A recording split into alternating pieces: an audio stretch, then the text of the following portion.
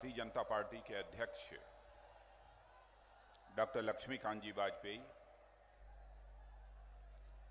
Congress, Samajwadi party और Bahujan Samaj party ने, इनकी सरकारों ने जो पूरे हिंदुस्तान में जो एक निराशा का माहौल पैदा किया है, उस निराशा के माहौल में हिंदुस्तान की जनता के विश्वास और भरोसा हमारे हिंदुस्तान के भावी प्रधानमंत्री आदरणीय नरेंद्र मोदी जी, हमारे उत्तर प्रदेश के, जिन्हें मैं बराबर अभूतपूर्व मुख्यमंत्री कहता हूं, ऐसे आदरणीय कल्याण सिंह जी, वरिष्ठ नेता आदरणीय कलराज जी मिश्र, आदरणीय टंडन जी, आदरणीय ओम प्रकाश जी, और साथ ही गोरक्ष पीठाधीश्वर, जिनका भाषण आप अभी सुन रहे थे आप, और मैं जानता हूं कि जब वह बोलते हैं तो उत्तर प्रदेश का हर व्यक्ति उन्हें बहुत ही गंभीरतापूर्वक सुनता है। ऐसे हमारे सांसद गोरक्ष पीठाधीश्वर श्री योगी महंत योगी आदित्यनाथ जी, यहां उपस्थित मेरे सभी सम्मानित बहनों एवं भाइयों, मैं जानता हूं कि लंबे अरसे के बाद इस बहराइच में किसी सार्वजनिक सभा को संबोधित करने के लिए आप सबके सामने खड़ा हुआ हूं, और साथ ही इस सच्चाई को भी मैं जानता हूं कि बहराइच में शायद बहुत लंबे अरसे के बाद या पहली बार जो इस समय हिंदुस्तान की जनता के चहेते हैं, हिंदुस्तान की जनता के आशा व भरोसा के केंद्र हैं, ऐसे नरेंद्र भाई का भी यहां पर आना हो रहा है। और आप सब लोगों ने तालियों की गड़गड़ाहट से हम लोगों का स्वागत किया है, अभिनंदन किया है। लेकिन मैं जानता हूं भारत की परंपरा है और शिष्टाचार का तकाजा भी है कि स्वागत, अभिनंदन अथवा सलाम दुआ का कार्यक्रम कभी एक तरफा नहीं होना चाहिए। इसलिए मैं भी अपनी तरफ से शीश झुकाकर आप सभी बहनों भाइयों का हार्दिक अभिनंदन करता हूं, आप सभी का स्वागत करता हूं। बहनों भाइयों, प्राचीन काल से ही इस बहराइच की महत्ता को इतिहासकारों ने पहचाना है, और हम सभी जानते हैं कि इस बहराइच का सांस्कृतिक दृष्टि से भी क्या महत्व है। मैं कह सकता हूं कि प्राचीन काल से ही यह बहराइच एक सांस्कृतिक धरोहर को सजोए हुए है। कहा जाता है कि इस बहराइच में, जहां पर ब्रह्मा जी भी आए थे और ऋषियों की तपस्या के लिए जो वन, यहां पर जंगल जो दिखाई देते हैं, उसकी स्थापना यदि किसी ने की है तो ब्रह्मा जी ने की है। इस बहराइच के बारे में यह भी कहा जाता है कि यहां पर महर्षि वाल्मीकि, जिन्होंने की रामायण की रचना की, उन्होंने भी भ्रमण किया है। इतना ही नहीं, 1857 का जो प्रथम स्वतंत्रता संग्राम का युद्ध हुआ था, तो इसी बहराइच की धरती से ही कई बड़ी बड़ी हस्तियों ने, कई राजा महाराजाओं ने इकट्ठे होकर जंग किया था अंग्रेजों के साथ। और एक राजा वीरभद्र सिंह हुआ करते थे, जिन्होंने कि अंतिम श्वास तक अंग्रेजों से लड़ाई लड़ी थी और अंग्रेजों के दांत खट्टे कर दिए थे। एक ऐसा गौरवशाली इतिहास इस बहराइच का है। ऐसे स्थान पर आज यहां पर एक यह रैली हो रही है। लेकिन नरेंद्र भाई, चूंकि मैं यहां का मुख्यमंत्री भी रह चुका हूं और मैं जानता हूं इस सच्चाई को कि यह बहराइच का इतना सांस्कृतिक दृष्टि से महत्व होने के बावजूद यहां पर इसके विकास के लिए अथवा इसके आसपास के जो भी हमारे जनपद हैं, उन जनपदों के विकास के लिए जो होना चाहिए था वह आज तक नहीं हो पाया। यदि हम बहराइच से गोरखपुर तक चले जाएं तो शायद एक भी ट्रामा सेंटर नहीं मिलेगा कि बहराइच से चलकर यदि कोई गोरखपुर जा रहा हो, आकस्मिक रूप से उसकी तबीयत खराब हो जाए, कोई एक्सीडेंट यदि उसका हो जाए, तो कोई एक अच्छा हॉस्पिटल मिल जाए जहां ले जाकर उसे भर्ती कराया जा सके। ऐसा कोई भी ट्रामा सेंटर भी नहीं मिलेगा। मैंने तो ट्रामा सेंटर का केवल एक उदाहरण यहां पर रखा है। वैसे यहां पर प्राकृतिक संपदा की कमी नहीं है। यहां पर जल संपदा की कमी नहीं है, लेकिन इस क्षेत्र के विकास के लिए यहां की प्राकृतिक संपदा और जल संपदा का सही तरीके से दोहन किया गया होता तो मैं कह सकता हूं कि यह बहराइच का क्षेत्र केवल उत्तर प्रदेश का ही नहीं बल्कि हिंदुस्तान के एक सर्वाधिक विकसित क्षेत्र के रूप में उभर कर आ सकता था। लेकिन जो ध्यान दिया जाना चाहिए सरकारों के द्वारा, इसकी ओर ध्यान नहीं दिया गया। मैं सरकारों की क्या चर्चा करूं? केंद्र में कांग्रेस की सरकार है और केंद्र की सरकार केवल कांग्रेस की नहीं है। केंद्र की कांग्रेस की सरकार समाजवादी पार्टी और बहुजन समाज पार्टी की भी सरकार है, क्योंकि बिना शर्त सपा और बसपा दोनों ने इन्हें समर्थन दे रखा है। 11 राजनीतिक पार्टियों ने कांग्रेस नेतृत्व की यूपीए सरकार को अंदर से समर्थन दिया है, समाजवादी पार्टी और बहुजन समाज पार्टी और आरजेडी ने बाहर से समर्थन दिया है, और एक तीसरी ताकत है जो ऊपर से समर्थन कांग्रेस की सरकार को दे रही है, वह सीबीआई है जो कि कांग्रेस नेतृत्व की यूपीए सरकार को ऊपर से समर्थन देने का काम कर रही है। मैं पहले चर्चा करना चाहूंगा सपा बसपा समर्थित दिल्ली की कांग्रेस की सरकार को। जब से यह कांग्रेस की सरकार आई है तब से महंगाई बढ़ने का सिलसिला निरंतर जारी है। वैसे इसे हिंदुस्तान की जनता ने 6 वर्षों तक इस आजाद भारत में एक ऐसी भी सरकार देखी है जिस सरकार के रहते हुए एक दिन भी महंगाई नहीं बढ़ पाई। कौन नहीं जानता उस भारत माता के सपूत अटल बिहारी वाजपेयी को कि 1998 से लेकर 2004 तक भारत का प्रधानमंत्री रहते हुए उन्होंने आजाद भारत के इतिहास में पहली बार 6 वर्षों तक एक दिन के लिए भी महंगाई को बढ़ने नहीं दिया। उस समय अकाल भी सारे हिंदुस्तान में पड़ा था। इतना ही नहीं, जो पोखरण का परमाणु बमों का धमाका हुआ था, जो परीक्षण हमारे देश के वैज्ञानिकों ने किया था, तो दुनिया के सारे धनवान और विकसित देशों ने सारी आर्थिक मदद देनी बंद कर दी थी।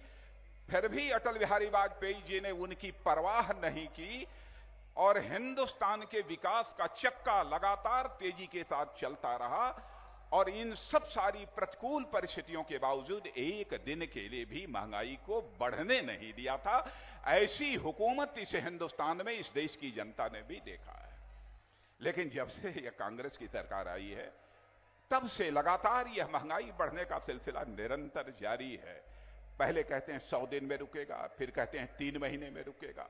बहनों भाइयों, दिनों की बात तो छोड़ दीजिए, कई महीने कई हजार दिन गुजर गए लेकिन महंगाई रुकने का नाम नहीं ले रही है। यह सरकार तो ऐसी हो गई है, हमारे प्रधानमंत्री ऐसे हो गए हैं कि जिस चीज पर हाथ रख देते हैं वह गायब हो जाता है। आलू पर हाथ रख दिया, आलू गायब हो गई, टमाटर पर हाथ रख दिया, टमाटर गायब हो गई, प्याज पर हाथ रख दिया, प्याज गायब हो गई, हर चीज गायब होती जा रही है। भ्रष्टाचार का आलम है। महंगाई जो बढ़ रही है, इस देश की अर्थव्यवस्था के समक्ष जो एक गंभीर संकट पैदा हुआ है, मैं यह मानता हूं कि सरकार की गलत आर्थिक नीतियों के कारण पैदा हुआ है, सरकार के गलत आर्थिक नियोजन के कारण पैदा हुआ है, और सरकार में जो व्याप्त भ्रष्टाचार है उस भ्रष्टाचार के कारण यह सब सारा संकट पैदा हुआ है। और बहनों भाइयों, मैं गांव का रहने वाला हूं, मैं भी किसान का बेटा हूं, और मैं कह सकता हूं मैंने भी यहां की सरकार चलाई है, और नरेंद्र भाई को भी गुजरात में सरकार चलाते हुए केवल मैंने नहीं देखा है, केवल हिंदुस्तान ने नहीं देखा है, बल्कि सारी दुनिया उन्हें यह देख रही है कि सरकार कैसे चलाई जाती है। और इतना ही नहीं, बल्कि हिंदुस्तान का वह राज्य जहां की भाजपा की सरकारें हैं, चाहे वह मध्य प्रदेश हो, चाहे वह छत्तीसगढ़ हो, चाहे वह गोवा हो, अरे कोई जाकर देखे तो वहां कि हमारी सरकारों ने क्या किया है। क्यों आज नरेंद्र भाई को केवल भारत के लोग ही नहीं बल्कि दुनिया के लोग कहते हैं कैसी है वह शख्सियत जिसने कि हिंदुस्तान में गुजरात को विकास के संदर्भों में एक नए मॉडल स्टेट के रूप में खड़ा कर दिया है। सरकार चलाने का एक तरीका होता है, सरकार चलाने वाले की नीयत साफ चाहिए, दृढ़ इच्छा शक्ति का मुख्यमंत्री चाहिए, प्रधानमंत्री चाहिए, और ऐसा नेता चाहिए जिसके पास दूरदृष्टि हो। ऐसी ही शख्सियत किसी राज्य का विकास कर सकती है और हिंदुस्तान का विकास कर सकती है।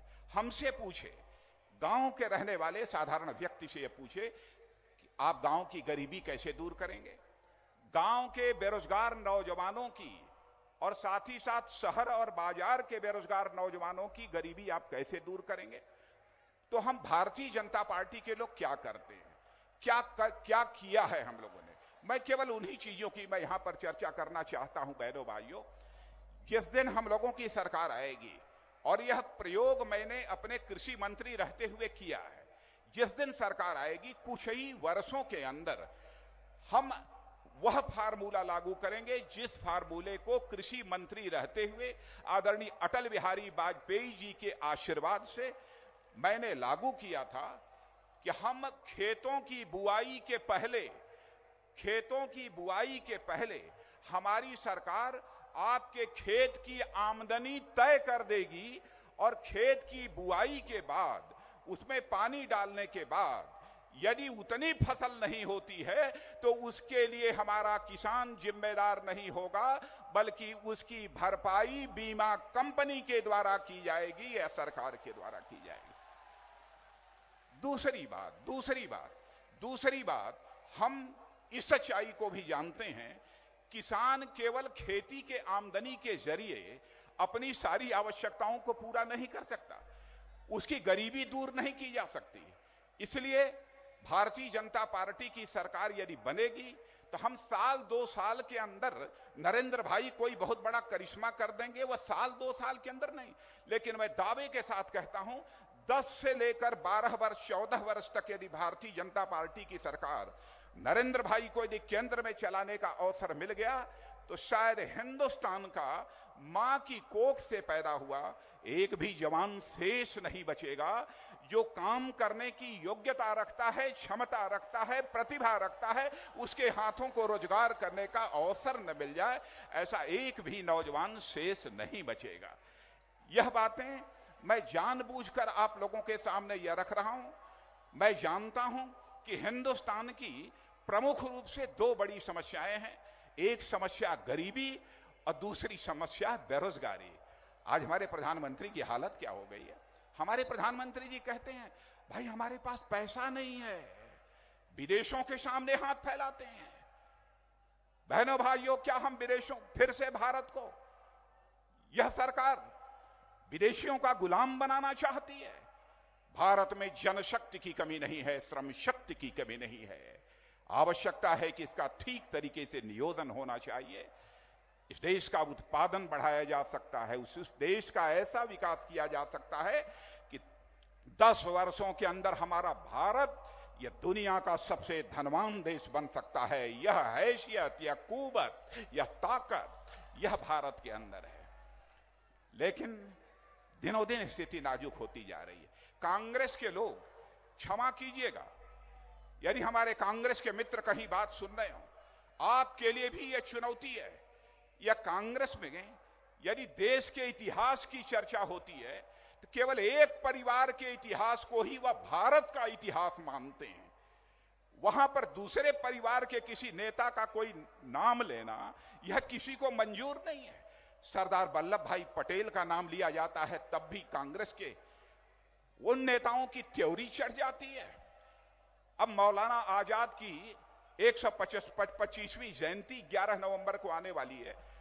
वह जयंती कैसे मनाई जाएगी इसकी लोगों को चिंता नहीं है। जयंती यदि मनाई जाएगी कांग्रेस के लोगों के द्वारा तो एक ही परिवार के जो लोग हैं केवल उन्हीं की जयंती मनाई जाएगी। मैं यह स्पष्ट कर देना चाहता हूं और भारतीय जनता पार्टी का स्पष्ट मत है, भारत का इतिहास केवल एक परिवार का इतिहास नहीं है, बल्कि लंबे अरसे तक भारत के निर्माण में जिन लोगों ने भी योगदान दिया है, संत, महात्मा, ऋषि, महर्षि और साथ ही लाखों करोड़ों की संख्या में जो लोग शहीद हुए हैं, इन सबके इतिहास से ही यह भारत का इतिहास बनता है। केवल एक परिवार के इतिहास से यह भारत का इतिहास नहीं बनता है। बर्बाद कर दिया है, देश को बांट दिया है। जैसे अंग्रेजों ने डिवाइड एंड रूल की पॉलिसी को अपनाकर बांटो और राज करो, इस देश में हुकूमत की। अंग्रेजों के चले जाने के बाद उन्हें बांटो और राज करो की नीति को यदि अपनाया है, लेकिन कांग्रेस के लोगों ने अपनाया है। बहनों भाइयों, भारतीय जनता पार्टी मानती है भारत माता की कोख से जो भी पैदा हुआ है, चाहे वह किसी भी जाति, पंथ, मजहब का मानने वाला क्यों न हो, जो इस भारत की मिट्टी में खेल कूद कर बड़ा हुआ है और जो भारत की संस्कृति के प्रति आस्था रखता है, वह सभी एक दूसरे के भाई भाई हैं। यह भारतीय जनता पार्टी की सोच है और इसी आधार पर हम भारत को एक सशक्त भारत बनाना चाहते हैं, स्वाभिमानी भारत बनाना चाहते हैं, स्वावलंबी भारत बनाना चाहते हैं। उत्तर प्रदेश में सपा की सरकार है, मुजफ्फरनगर में इतने दिनों से दंगा चल रहा है और नरेंद्र भाई 1.5 वर्षों के अंदर 100 से अधिक सांप्रदायिक तनाव अथवा सांप्रदायिक दंगे की घटनाएं केवल समाजवादी पार्टी के शासनकाल में हो रही हैं। तमाशा बना दिया है। उत्तर प्रदेश हिंदुस्तान का यह सबसे बड़ा राज्य है। ठीक तरीके से यदि दिशा प्राप्त हो जाए तो उत्तर प्रदेश, मैं कह सकता हूं, जो विश्व का 6वां देश है, वो इतना खाद्यान्न पैदा कर सकता है, इतना सब कुछ पैदा कर सकता है, केवल भारतवासियों को नहीं बल्कि दुनिया के दूसरे देशों को भी खिलाने की कुवत इस हिंदुस्तान के सबसे बड़े राज्य उत्तर प्रदेश में है। लेकिन जो इसके साथ इंसाफ होना चाहिए नहीं हो रहा है। हमारे गन्ना के व्यवसायी हैं, आज भी सैकड़ों करोड़ रुपया हमारे गन्ना के किसानों का बकाया है। यह सरकार नहीं दे पा रही है। यह किसानों की हितैषी सरकार बनती है। कहां ले जाना चाहते हैं उत्तर प्रदेश को? बराबर डर के मारे सपा बसपा दोनों दिल्ली की कांग्रेस की सरकार को यह समर्थन दे रहे हैं, डर के। अरे मैं तो कहता हूं कि अब आप लोगों के ऊपर जो सीबीआई के केस थे अब समाप्त हो गए, अब तो भय मुक्त हो जाइए और भय मुक्त होकर अब इस कांग्रेस की सरकार जिसने देश को तबाह किया है, अब तो समर्थन वापस ले ली। लेकिन फिर भी यह समर्थन लेने को वापस लेने को तैयार नहीं। बहनों भाइयों, आज के दिन ज्यादा कुछ न कहते हुए मैं आप सबसे यही अपील करने आया हूं। देश का भविष्य यदि कोई बना सकता है तो हिंदुस्तान की जनता बना सकती है। और हिंदुस्तान की जनता नेतृत्व करने के लिए यदि किसी की ओर बहुत ही विश्वास और भरोसे के साथ देख रही है तो हमारे श्री नरेंद्र मोदी जी को बहुत ही विश्वास और भरोसे के साथ इसे हिंदुस्तान की जनता देख रही है। आप सबका सहयोग चाहिए, आप सबका समर्थन चाहिए। लेकिन मैं आप सबसे यही अपील करना चाहता हूं कि बहनों भाइयों, जाना एक बार अपने दमखम के आधार पर नरेंद्र भाई इस हिंदुस्तान में अपनी सरकार बना सकें, ऐसा बहुमत देना जैसे 1977 में 80 में 80 माने 77 में 85 सीटें थी, 5 सीटें उत्तराखंड में चली गई। 85 में 85 सीटों पर जिस प्रकार से जनता पार्टी को विजय प्राप्त हुई थी, बहनों भाइयों, आज मैं झोली फैलाकर आपसे यह मांगने के लिए आया हूं, इस बार यदि नरेंद्र भाई को प्रधानमंत्री बनाना चाहते हो तो 80 की 80 लोकसभा सीटों से ये हमारी झोली भर देना, यही निवेदन करते हुए और आप सबके सामने एक बार शीश झुकाकर पुनः आप सबका अभिनंदन और स्वागत करते हुए मैं अपना निवेदन समाप्त करता हूं और उत्तर प्रदेश वासियों को यह भी संदेश दे देना चाहता हूं, मैं आ पाता हूं बहुत ही कम, इसमें कहीं दो राय नहीं है। हमारे अमित भाई श्री अमित शाह जो हमारे महामंत्री हैं, यहां के प्रभारी हैं, कहते हैं कि आपको जाना चाहिए। लेकिन हमारे प्रदेश अध्यक्ष लक्ष्मीकांत जी, सारे लोग कहते हैं, लेकिन मैं आ नहीं पाता हूं। लेकिन इतना आपको विश्वास दिलाता हूं कि बहनों भाइयों, जहां रहूंगा, जिस रूप में रहूंगा, आपका ही रहूंगा, आपसे कभी अलग नहीं हो सकता। यह भरोसा और विश्वास आप सबको दिलाते हुए अपना निवेदन समाप्त करता हूं।